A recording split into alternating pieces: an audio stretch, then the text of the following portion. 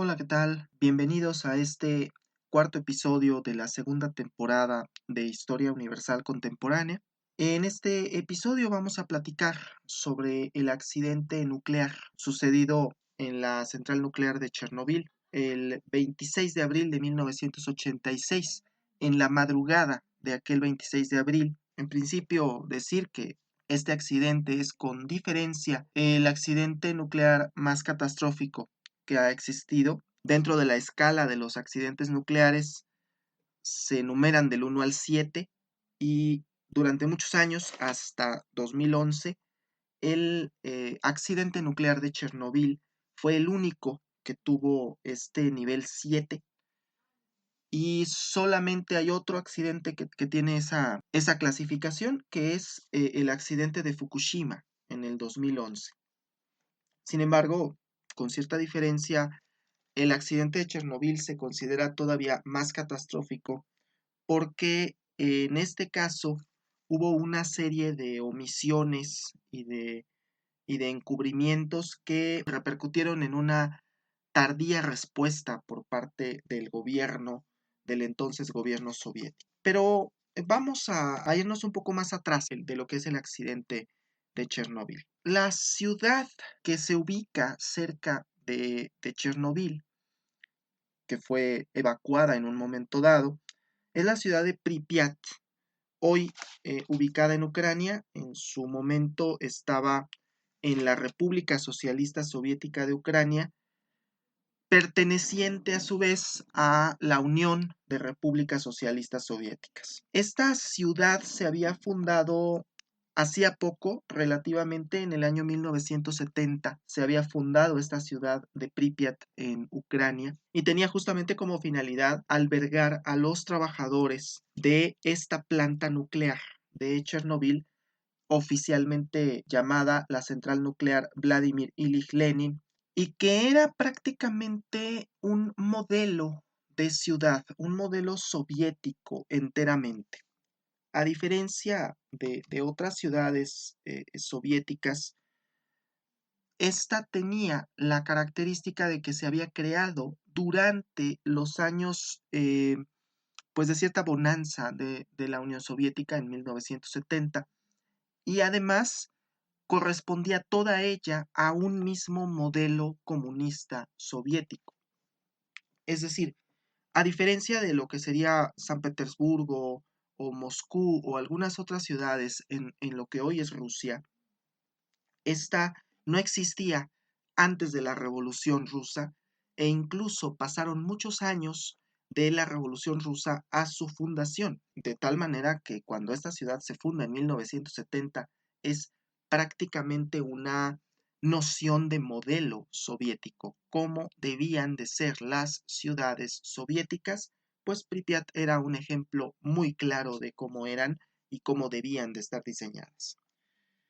Esta ciudad, como muchas otras ciudades todavía rusas y de modelo soviético, contaba con edificios de departamentos enormes, edificios de varios pisos. Estamos hablando de 10, 12, 15 pisos de altura, con departamentos. Vamos, dentro de estos edificios había una gran cantidad de departamentos y estaba pensado para que los habitantes ocuparan un departamento específicamente, pero también tuvieran a su disposición áreas comunes, áreas verdes comunes, de tal manera que los edificios tenían una gran distancia entre uno y otro para tener estas áreas verdes, áreas comunes, que precisamente es parte de lo que es el modelo soviético. Esta ciudad contaba con una piscina, un gimnasio, con teatros, con centros de diversiones e incluso con un hotel. Vamos, era una ciudad bastante planificada desde el punto de vista urbanístico, pensada como una ciudad para albergar un buen número de habitantes que serían finalmente los trabajadores de la central nuclear y sus familias. Esta ciudad, que comenzó a operar al tiempo que la central nuclear, pues vamos, tenía una finalidad concreta: servir a la central nuclear como ciudad dormitorio. Y bueno, la central nuclear era entonces el eje económico del lugar. Ahí es donde estaban los trabajadores, las personas que proveían a sus familias, pues trabajaban normalmente en la central nuclear de Chernóbil. Y bueno, la ciudad de Pripyat estaba incluso más cerca de la central nuclear respecto a lo que es la población de Chernóbil, que sí es un poco más añeja, y que sin embargo estas dos son las dos poblaciones que están actualmente dentro de la zona de exclusión, de la zona en la que no se puede vivir, no se puede estar, debido al accidente que ocurrió el 26 de abril de 1986. La central nuclear contaba con 4 reactores, aunque sabemos que se tenía planificada la construcción de por lo menos otros 2. Es decir, la central nuclear de Chernobyl todavía no estaba concluida y proveía de electricidad a toda la zona limítrofe, todo lo que hoy es el Oblast de Kiev en Ucrania y parte de lo que hoy es Bielorrusia, se veía beneficiado por la existencia de esta central nuclear, que era la que producía electricidad a toda esa zona. No estoy diciendo, por supuesto, que con la explosión de la central nuclear se haya dejado sin servicio a la población de esos lugares, porque de hecho no fue así. En realidad no hubo como tal cortes de suministro eléctrico a la población, pero lo cierto es que esto fue debido a que los otros 3 reactores de la central nuclear de Chernobyl, aún después del accidente, se mantuvieron en operación. De hecho, la central nuclear se mantuvo en operación hasta el año 2000, en que finalmente fue clausurada. Pero la intención era de hecho construir 2 reactores más y que la central contara con un total de 6 reactores. Bien, el accidente nuclear sucedió a la 1:23 del 26 de abril de 1986, en el reactor número 4. Es importante tomar esto con un poco de consideración porque el accidente es producto de un ensayo que se estaba presentando, de una serie de pruebas que se estaban presentando sobre el núcleo del reactor. Es decir, no se trata de un accidente que se presente o se pueda presentar siempre, en todo momento, en toda central nuclear. En realidad, este accidente devino de un ensayo, de una prueba que se estaba realizando sobre el reactor en ese momento y que salió terriblemente mal. Esta prueba ya se había intentado hacer en un par de ocasiones antes, pero la estabilidad del núcleo estaba comprometida, entonces por seguridad se había decidido no practicarla. Incluso ese mismo día se había intentado practicar esta prueba y la estabilidad del núcleo no lo había permitido y se postergó hasta la madrugada del día 26. Y precisamente lo que ocurrió en ese momento fue un cambio de turno en el personal que operaba el reactor. El personal del turno vespertino se retira y entra el personal del turno nocturno. Y hasta donde se ha concluido en muchas ocasiones, pues el personal del turno nocturno no estaba completamente calificado para realizar esta prueba. No tenían toda la capacitación necesaria para realizar esta prueba. Pero además que los sistemas de seguridad del núcleo que avisaban en caso de que la estabilidad se estuviera viendo comprometida, se desactivaron.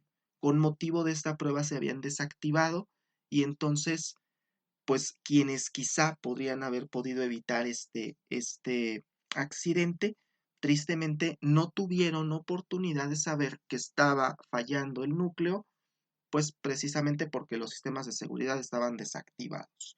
El accidente sucede en la madrugada. Lo que interesa, sobre todo para cuestiones históricas, es que el accidente sucede en la madrugada, a la 1:23 hora local del día 26, y inmediatamente se advierte un incendio en la central nuclear. Prácticamente la ciudad entera se percata de esa situación, de que hay un incendio en la central nuclear. Y bueno, como nos cuenta la escritora Svetlana Alexievich en su libro Voces de Chernobyl, ella que ganó el Premio Nobel de Literatura en 2015, nos cuenta en uno de sus pasajes de este texto que precisamente uno de los primeros gremios en ser llamado y convocado a esto, pues fue, claro, los bomberos. Y los bomberos de Chernobyl, pues llegaron, por supuesto, con sus trajes muy sofisticados, pero que no eran apropiados para combatir el tipo de fuego que estaban combatiendo. La energía nuclear, lamentablemente, es muy volátil, y al momento en que explota el reactor 4, se genera un incendio que era prácticamente imposible de apagar. De hecho, a la fecha podemos decir que no se ha extinto. Han pasado 35 años desde entonces y no se ha extinto el fuego que hay ahí, ¿sí? Y esto se debe precisamente a que el material nuclear se sigue consumiendo y vamos, se seguirá consumiendo durante muchos años más. Lo cierto es que el accidente toma por sorpresa, por supuesto, al gremio de los bomberos, que son los primeros en ser convocados para tratar de apaciguar este incendio. Y es ahí donde podemos decir que está la primera decisión errónea que se toma en esta situación, que es convocar a los bomberos sin saber realmente a lo que se está enfrentando este gremio y a lo que se están enfrentando los que están dentro todavía de la central nuclear. Pues bien, sucede que este incendio en la central nuclear pues no se apaga, pasan las horas y no se apaga, simple y sencillamente no hay manera de apagarlo. Y comienza a escalar esto hasta llegar al mismísimo Kremlin, porque el accidente se ha salido completamente de control. Tenemos que entender que la Unión Soviética en los años 80 ya estaba en un momento de crisis económica y estaba muy cercano a la crisis política que iría a vivir unos años después. Sin embargo, pues la reacción que se daba en ese momento en plena Guerra Fría era tratar de evitar que Occidente, sobre todo, se percatara de que había habido un accidente de esa magnitud. Y en primer lugar, no se dimensionó la magnitud del accidente, y en segundo lugar, una vez que se ha dimensionado la magnitud de este accidente, pues se dan cuenta de que Occidente no debería enterarse de esta situación, y entonces prácticamente todo lo relacionado con este accidente empieza a manejarse con absoluto secreto, al grado que podemos decir que fue hasta 36 horas después, hasta la tarde del 27 de abril, que se realiza la evacuación correspondiente. Es decir, la decisión de evacuar la ciudad de Pripyat y la ciudad de Chernobyl y todo un radio de 30 kilómetros a la redonda viene hasta el día 27 de abril. 36 horas de exposición tuvieron los habitantes de ese lugar de material radiactivo.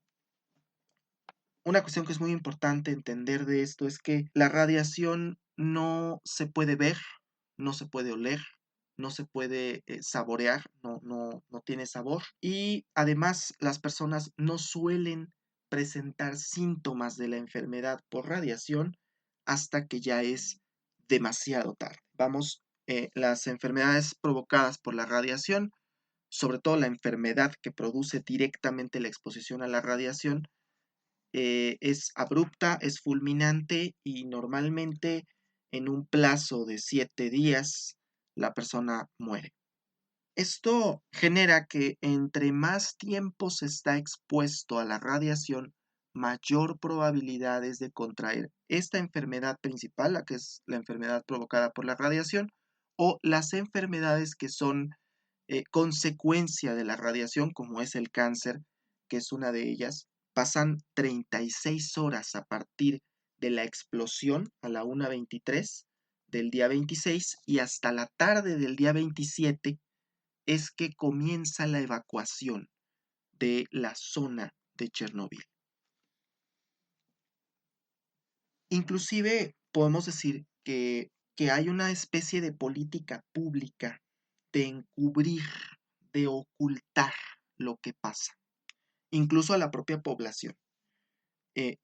Pareciera en ese momento que el gobierno soviético había tomado la determinación de no hacer público absolutamente para nadie esta situación y tratar de actuar como si nada hubiera pasado, como si se tratara de un incendio común y corriente.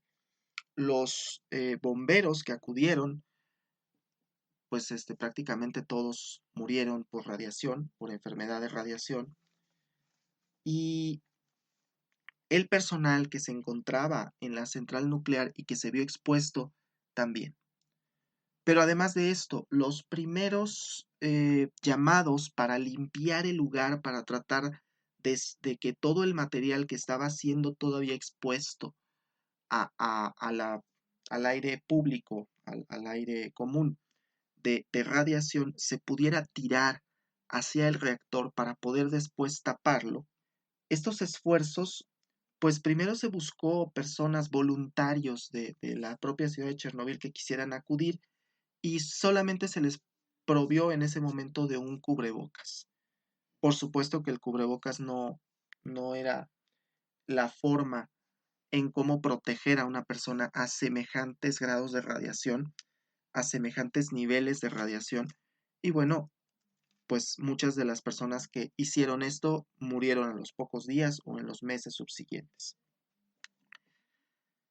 Incluso es justo ahí donde viene la labor de los llamados liquidadores, cuya finalidad era precisamente liquidar todo el material nuclear que estaba en el techo de la central nuclear del reactor 4 que había estado expuesto, y el objetivo era tirarlo hacia lo que es el reactor para después poder cubrir el reactor con una pared de hormigón que resistiera durante algún tiempo, el llamado sarcófago. Y precisamente los liquidadores fueron personas que ya posteriormente fueron convocadas para realizar esta labor y prácticamente la Unión Soviética tuvo que liberar el servicio militar de muchos jóvenes con el solo hecho de estar durante 1 minuto o 2 expuestos a esto y lograr tirar el mayor material posible hacia el reactor. Evidentemente, estas medidas fueron desesperadas. Es importante entender que el accidente fue eso, un accidente, y que precisamente por esa razón no había la prevención de qué es lo que se tenía que hacer. No existía un protocolo. Este es el primer accidente nuclear que adquiere la categoría de nivel 7.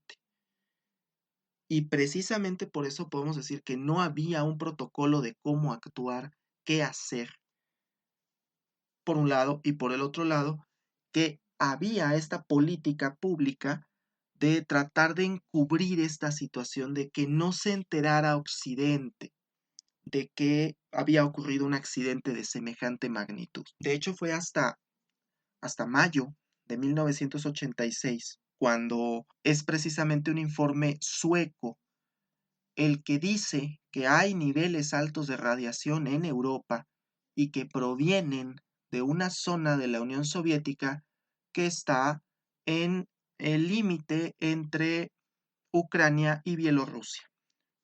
Casualmente, la central nuclear de Chernóbil está justo en ese límite. Y es entonces cuando el mundo se entera de que hay un accidente de esa magnitud, un accidente nuclear de esa magnitud en la Unión Soviética. Por supuesto, al tiempo se logró construir el sarcófago, y ese primer sarcófago logró mantener durante varios años el material radioactivo bajo control, el núcleo bajo control, e incluso, como ya lo indiqué, la central nuclear se mantuvo en operación todavía hasta el año 2000, cuando finalmente se tomó la decisión de cerrarla.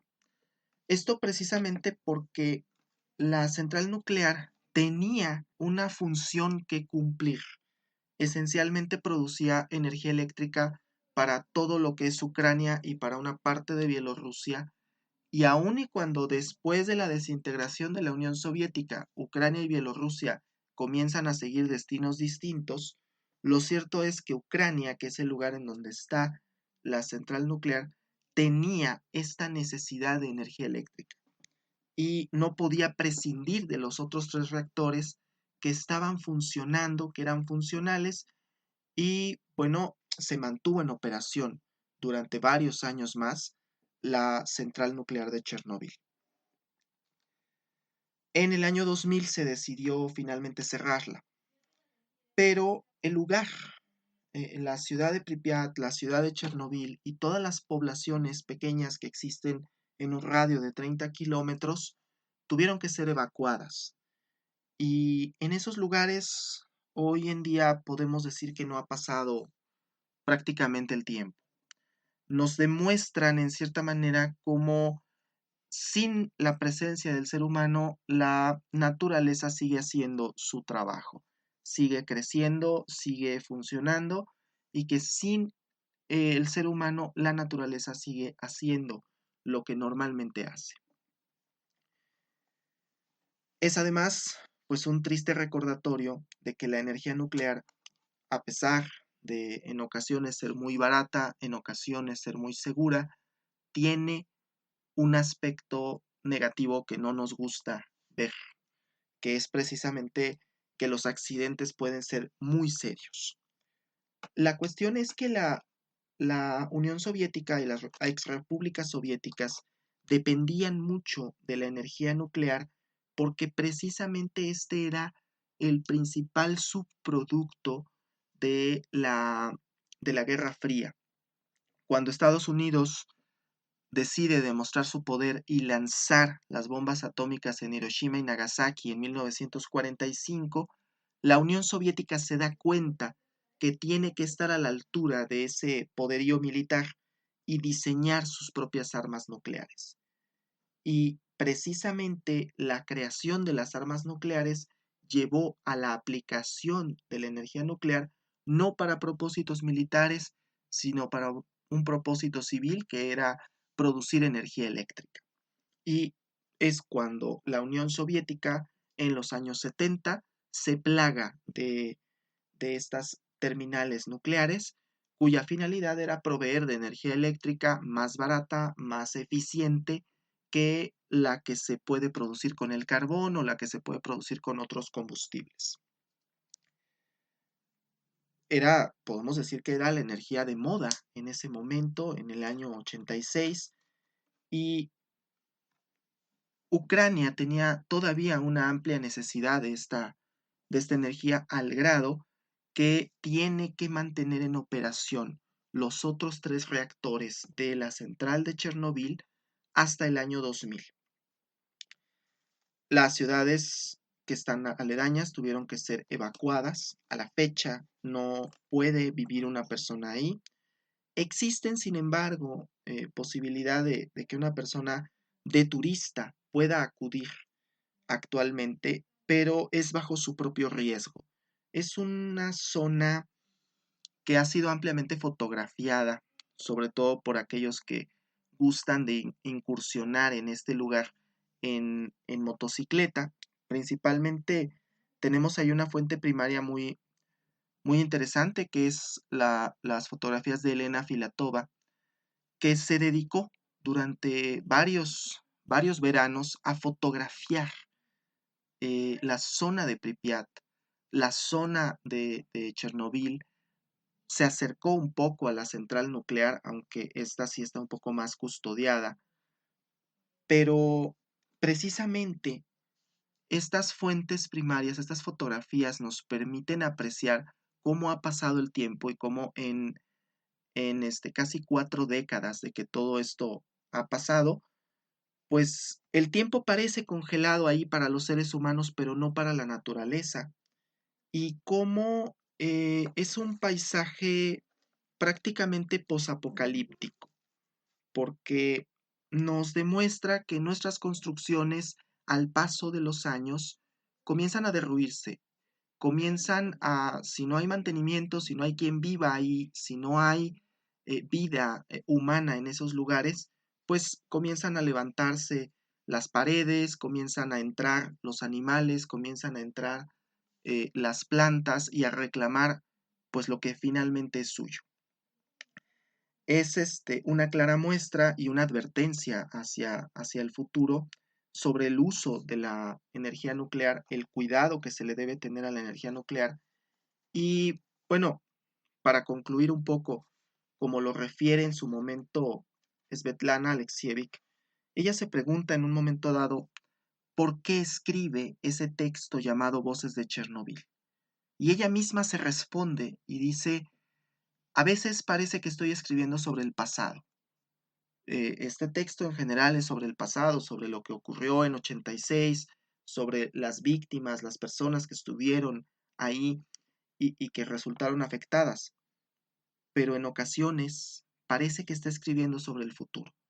En ocasiones esta es una crónica del futuro y de un futuro que todavía es una opción para nosotros.